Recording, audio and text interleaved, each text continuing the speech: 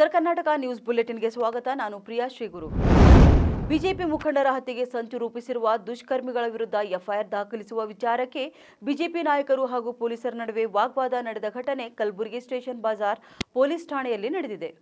BJP ನಾಯಕರು ನೀಡಿದ ದೂರು ಸ್ವೀಕರಿಸಲು ಪೊಲೀಸರು ಹಿಂದೇಟು ಹಾಕಿದ್ದಕ್ಕೆ ಪೊಲೀಸರು ಹಾಗೂ ಬಿಜೆಪಿ ನಾಯಕರ ನಡುವೆ ಮಾತಿನ ಚಕಮಕಿ ನಡೆಯಿತು.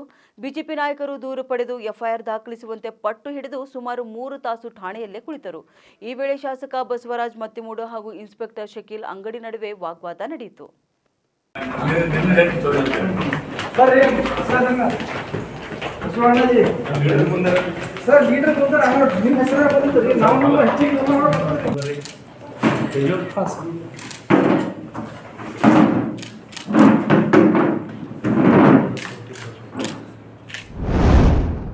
ಮಾಜಿ ಪ್ರಧಾನಿ ಡಾಕ್ಟರ್ ಮನಮೋಹನ್ ಸಿಂಗ್ ಕಳೆದುಕೊಂಡು ನಮ್ಮ ದೇಶ ಬಡವಾಗಿದೆ.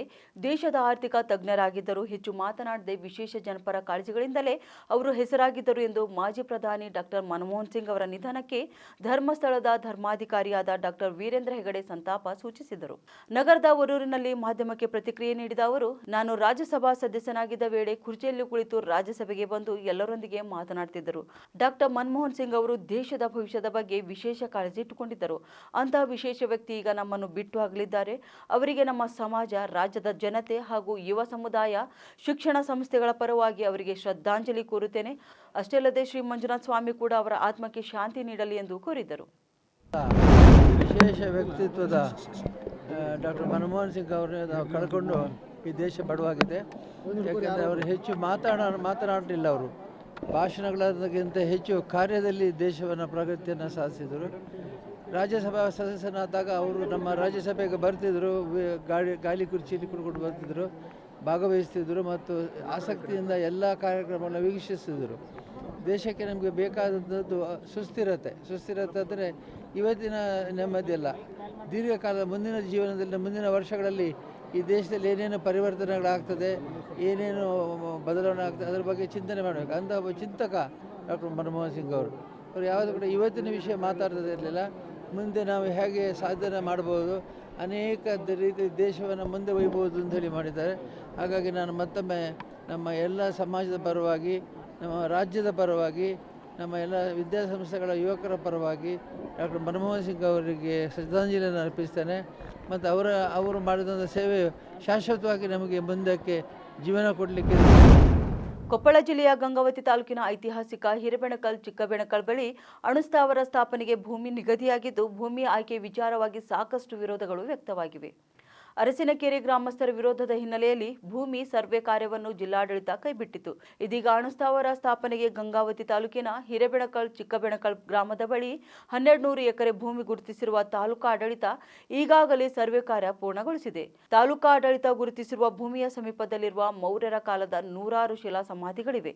ಇದೀಗ ಅಣುಸ್ಥಾವರ ಸ್ಥಾಪನೆಯಾದರೆ ಹಿರೇಬೆಣಕಲ್ ಗುಡ್ಡದ ಶಿಲಾ ಸಮಾಧಿಗಳ ಸ್ಥಳಕ್ಕೆ ತೊಂದರೆಯಾಗುತ್ತದೆ ಎಂದು ಮಾಜಿ ವಿಧಾನ ಪರಿಷತ್ ಸದಸ್ಯ ಎಚ್ಆರ್ ಶ್ರೀನಾಥ್ ಸೇರಿ ಹಲವರು ವಿರೋಧ ವ್ಯಕ್ತಪಡಿಸಿದ್ದಾರೆ. ಒಂದು ವೇಳೆ ಹಿರೇಬೆಣಕಲ್ ಬಳಿ ಅಣುಸ್ಥಾವರ ಸ್ಥಾಪನೆಗೆ ಮುಂದಾದರೆ ಹೋರಾಟದ ಎಚ್ಚರಿಕೆಯನ್ನು ಮಾಡುವುದಾಗಿ ಸಹ ಎಚ್ಆರ್ ಶ್ರೀನಾಥ್ ನೀಡಿದ್ದಾರೆ. ಇವತ್ತು ಕೊಪ್ಪಳ ಜಿಲ್ಲೆಯಲ್ಲಿ ಈ ನ್ಯೂಕ್ಲಿಯರ್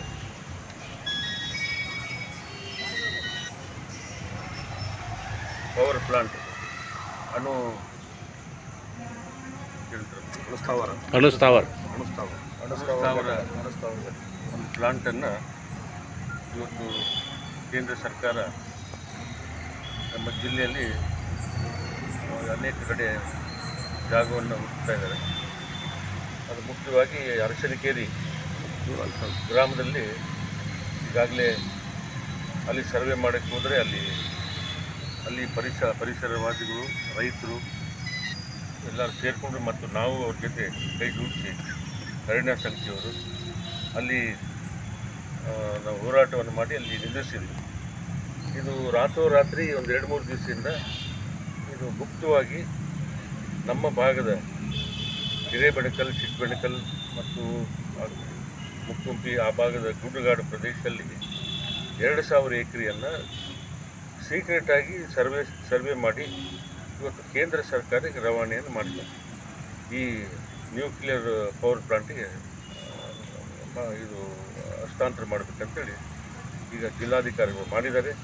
ಇದಕ್ಕೆ ನಾನು ವೈಯಕ್ತಿಕವಾಗಿ ಖಂಡಿಸ್ತೇನೆ. ಯಾಕಂದರೆ ಜಿಲ್ಲಾಧಿಕಾರಿಗಳು ನಮ್ಮ ಜಿಲ್ಲೆದವರು, ಅವ್ರಿಗೆ ಗೊತ್ತಿದೆ ಇವತ್ತು ಆ ಭಾಗದಲ್ಲಿ ಇರ್ತಕ್ಕಂಥದ್ದು ಭಾಳ ಫರ್ಟೈಲ್ ಲ್ಯಾಂಡ್ಸ್, ಅಂದರೆ ರೈತರು ಒಳ್ಳೆ ಬೆಳೆ ಕೊಡ್ತಕ್ಕಂಥ ಭೂಮಿಗಳು ಅಲ್ಲಿ ಬೆಣಕಲ್ ಮತ್ತು ಆ ಭಾಗದಲ್ಲಿ. ಅದೇ ಥರ ಅಲ್ಲಿ ಗುಡ್ಡಗಾಡು ಪ್ರದೇಶದಲ್ಲಿ ಇವತ್ತು 2 ಯುನೆಸ್ಕೋ ಸೈಟ್ಗಳು ಕೂಡ್ತಕ್ಕಂಥ ಪ್ರದೇಶಗಳು, ಒಂದು ಹಂಪಿ ಮತ್ತು ಇನ್ನೊಂದು ಮೌರ್ಯರ ಬೆಟ್ಟ ಈಗಾಗಲೇ ಯುನೆಸ್ಕೋ ವರ್ಲ್ಡ್ ಹೆರಿಟೇಜ್ ಸೈಟ್ಗೆ ರೆಕಮೆಂಡ್ ಆಗಿ ಹೋಗಿತ್ತು. ಸೊ ಇಂಥ ಒಂದು ಪ್ರಮುಖ ಇದೊಂದು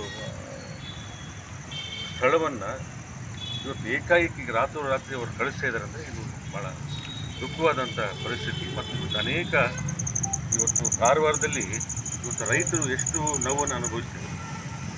ಇವತ್ತು ಅವರು ಬಿಟ್ಬಿಟ್ಟು ಅವ್ರ ಭೂಮಿಗಳು ಹೋಗಿರ್ಬೋದು ಕಾರವಾರದಲ್ಲಿ, ಆದರೆ ಕೂಡ ಅಲ್ಲಿರ್ತಕ್ಕಂಥ ಕಿರುತೆರೆ ನಟ ಚರಿತ್ ಬಾಳಪ್ಪ ವಿರುದ್ಧ ಲೈಂಗಿಕ ದೌರ್ಜನ್ಯದ ಆರೋಪ ಕೇಳಿಬಂದಿದೆ. ಹಾಗಾಗಿ ಆರ್ಆರ್ ನಗರ ಠಾಣೆಯ ಪೊಲೀಸರು ಅವರನ್ನು ಅರೆಸ್ಟ್ ಮಾಡಿದ್ದಾರೆ.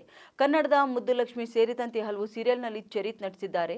ಇನ್ನು ತೆಲುಗಿನಲ್ಲಿ ಕೂಡ ಅನೇಕ ಧಾರಾವಾಹಿಗಳಲ್ಲಿ ನಟಿಸಿ ಗುರುತಿಸಿಕೊಂಡಿದ್ದಾರೆ. ತನಗೆ ಪರಿಚಯವಿದ್ದ 23 ವರ್ಷದ ಗೆಳತಿ ಲೈಂಗಿಕ ದೌರ್ಜನ್ಯ ಎಸಗಿರೋ ಆರೋಪ ಈಗ ಚರಿತ್ ಬಾಳಪ್ಪ ಮೇಲೆ ಎದುರಾಗಿದೆ. ತನಗೆ ಪರಿಚಯವಿದ್ದ 23 ವರ್ಷದ ಗೆಳತಿ ಲೈಂಗಿಕ ದೌರ್ಜನ್ಯ ಎಸಗಿರೋ ಆರೋಪ ಈಗ ಚರಿತ್ ಬಾಳಪ್ಪ ಮೇಲೆ ಎದುರಾಗಿದೆ. ಪ್ರೀತಿಸ್ತೇನೆ ಅಂತ ಹೇಳಿ ದೈಹಿಕ ಸಂಪರ್ಕಕ್ಕೆ ಒತ್ತಾಯ ಮಾಡಿದ್ದಾರೆ ಎಂದು ಯುವತಿಯೊಬ್ಬರು ಆರೋಪ ಮಾಡಿದ್ದಾರೆ. ಯುವತಿ ವಾಸ ಮಾಡುತ್ತಿದ್ದ ಮನೆಗೆ ಸಹಚರರ ಜೊತೆ ನುಗ್ಗಿದ್ದ ಚರಿತ್ ಕಿರುಕುಳ ನೀಡಿದ್ದಾರೆ ಎನ್ನಲಾಗಿದೆ. ಅಷ್ಟೇ ಅಲ್ಲದೆ ಯುವತಿ ಬಳಿ ಹಣಕ್ಕೂ ಕೂಡ ಬೇಡಿಕೆ ಇಟ್ಟಿರುವ ಆರೋಪ ಇದೆ. ಹಣ ಕೊಡದಿದ್ದರೆ ಆಕೆಯ ಖಾಸಗಿ ಫೋಟೋ, ವಿಡಿಯೋ ಹರಿಬಿಡುವ ಬೆದರಿಕೆ ಹಾಕಿದ್ದಾನೆ ಎನ್ನಲಾಗಿದೆ. ಇನ್ನು ಚರಿತ್ ವಿರುದ್ಧ ಲೈಂಗಿಕ ದೌರ್ಜನ್ಯ, ಹಲ್ಲೆ, ಕೊಲೆ, ಬೆದರಿಕೆ ಆರೋಪಗಳು ಕೇಳಿಬಂದಿವೆ. ಯುವತಿ ನೀಡಿದ ದೂರಿನ ಅನ್ವಯ ಆರೋಪಿ ಚರಿತ್ ಬಾಳಪ್ಪ ಅವರನ್ನು ಪೊಲೀಸರು ಬಂಧಿಸಿದ್ದಾರೆ.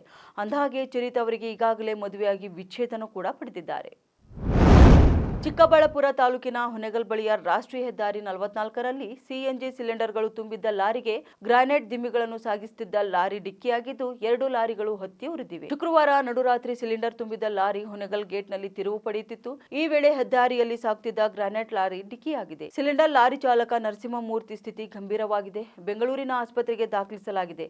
ಲಾರಿಗಳು ಹೊತ್ತಿ ಉರಿದಿದ್ದರಿಂದ ರಾಷ್ಟ್ರೀಯ ಹೆದ್ದಾರಿಯಲ್ಲಿ ಸಂಚಾರ ದಟ್ಟಣೆ ಉಂಟಾಗಿದೆ. ನಿರಂತರ ಸುದ್ದಿಗಾಗಿ ನೋಡ್ತಾ ಇರಿ ಉತ್ತರ ಕರ್ನಾಟಕ ಸುದ್ದಿವಾಹಿನಿ.